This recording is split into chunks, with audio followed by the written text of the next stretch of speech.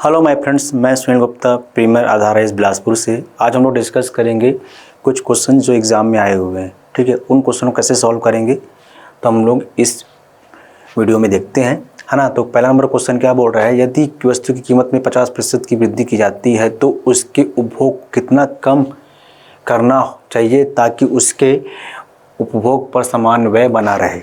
ठीक है ना। तो हमको क्या निकालना है, जब कमी निकालना रहता है ना। ठीक है, आपको एक वस्तु की कीमत में वृद्धि दिया हुआ है तो हमको क्या करना, उसके उपभोग में कितना कमी, है ना, करना चाहिए। तो कमी जब निकालना है तो हम लोग कैसे निकालते हैं, कमी निकालने के लिए, कमी प्रतिशत निकालने के लिए क्या करना पड़ता है, 100 इंटू, है ना, जो आपको वृद्धि दिया हुआ है ना, वृद्धि प्रतिशत में अपॉन 100 प्लस, है ना, वृद्धि प्रतिशत में। अपन क्या करते हैं, जब कमी निकालना रहता है तो 100 इंटू कितने की वृद्धि हो रही है, 50 की वृद्धि हो रही है। ये कितना होगा, 100 प्लस 50, है ना। तो ये कितना हमारा, ये हमारा हो गया 500। ठीक है, लास्ट में प्रतिशत रहेगा। ठीक है, तो 5000 हो गया, ये कितना हो गया, 150 हो गया, है ना, प्रतिशत में। तो ये 0 कैंसिल हो गया, है ना, 0 क्या हो, कैंसिल हो गया।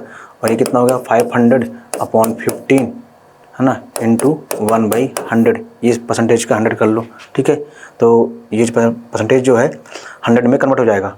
ठीक है, तो क्या करना अपने को, ये 0 क्या हुआ, कैंसिल हो जाएगा। और 5 1 जा 5 3 जा, यानी 5 3 15, 1/3। तो हमको पूछा क्या है, ये, है ना, कि कितने का उपभोग कम करना चाहिए, है ना, कितना उपभोग कम करना चाहिए। तो 1/3। ठीक है, तो इस क्वेश्चन को कैसे सॉल्व करेंगे। ठीक है, नेक्स्ट क्वेश्चन। नेक्स्ट क्वेश्चन में आते हैं। नेक्स्ट क्वेश्चन में क्या बोला है कि आपको 5 वर्ष पहले ए बी सी और डी की औसत आयु 45 वर्ष थी। 5 वर्ष पहले, तो 5 वर्ष पहले जो है, 5 वर्ष पहले है ना, ए बी सी डी की, है ना, औसत आयु। तो 5 वर्ष पहले कुल आयु क्या आ रहा होगा, कुल आयु निकालना है तो कैसे करेंगे, 5 इंटू 45, है ना। तो हमारे पास जो कुल आयु होगा, क्योंकि 4 पर्सन है तो 4 इंटू 45, है ना, कितना होगा हमारे पास, ये हो गया 180, है ना, 180 वर्ष 5 वर्ष पहले। ठीक है, तो वर्तमान में कितना होगा इसका, तो वर्तमान में अगर हम निकालेंगे तो 5 वर्ष पहले की बात कर रहा है और 4 पर्सन है, 4 व्यक्ति हैं। तो एक व्यक्ति जब वर्तमान में जाएगा तो 4 वर्ष, 5 वर्ष उसके में ऐड होगा। तो अगर एक व्यक्ति में 5 वर्ष बढ़ेगा वर्तमान में, तो 5 हुआ, तो 4 में 5 वर्ष बढ़ कितना होगा, 5 को 20। तो इनका जो वर्तमान एज कितना आएगा, कुल आयु वर्तमान में कितना होगा, कुल आयु 180 प्लस 20 कितना हुआ, 200। ठीक है ना।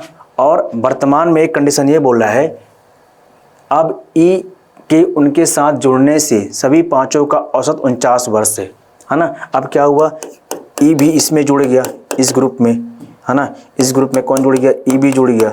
तो अब कितने बंदे हो गए, 5 पर्सन हो गए, 5 व्यक्ति हो गए। तो कुल आयु कितना होगा, है ना, तो 5 व्यक्ति और कितना इनका औसत दिया, 49 वर्ष दिया है, कितना हो गया, 245, है ना। अब यहाँ पर क्या हुआ, पहले वाले कंडीशन में क्या था, पहले वाले कंडीशन में ई नहीं था, सेकंड कंडीशन में क्या है, ई आ गया है। तो हम लोग को अगर ई का आयु निकालना है, ई की आयु, है ना, ई की आयु निकालना है तो कैसे निकालेंगे, ई की आयु, है ना, तो सेकंड वाले में से पहले वाले को माइनस कर देंगे तो कितना आएगा, 45 वर्ष। तो ई क्या कितना हुआ, 45 वर्ष। तो इस क्वेश्चन को हम लोग ऐसे सॉल्व करेंगे। ठीक है, तो मैं बता दिया कि 5 वर्ष पहले 4 व्यक्ति थे और उनका औसत कितना था, 45 था, 180 वर्ष हो गया इनका, 5 वर्ष पहले की आयु उतनी थी। अब ये जब वर्तमान में आते हैं तो हर व्यक्ति में 5 वर्ष क्या होता है, बढ़ता है। तो 4 व्यक्ति हैं तो 20 वर्ष बढ़ेगा, 5 चौक 20, पहले 180 वर्ष इनकी आयु था, अब कितना कुल आयु 200 वर्ष हो गया क्योंकि 20 जुड़ गया।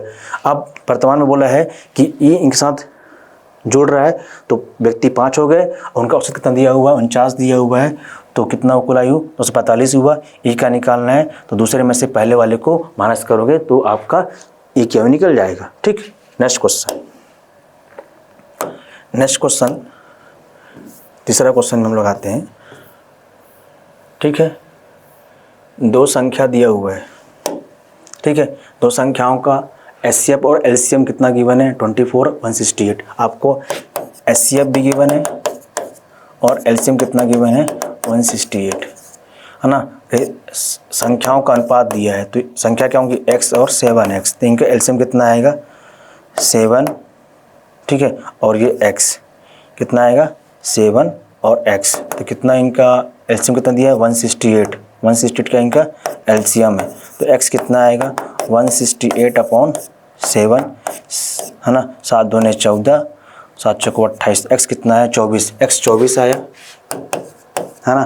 तो दोनों संख्याओं में सबसे बड़ी संख्या कौन सी होगी, तो जिसका अनुपात बड़ा होगा वो बड़ी संख्या होगी। 7x बड़ी संख्या, 7 × 24 कितना होगा, तो पूछा क्या है, बड़ी संख्या। ठीक है, नेक्स्ट क्वेश्चन।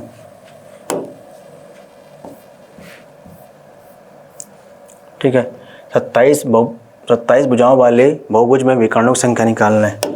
विकर्णों की संख्या क्या होती है, विकर्णों की संख्या निकालना है तो कैसे निकलेगा, n/2 n-3, n/2 n-3।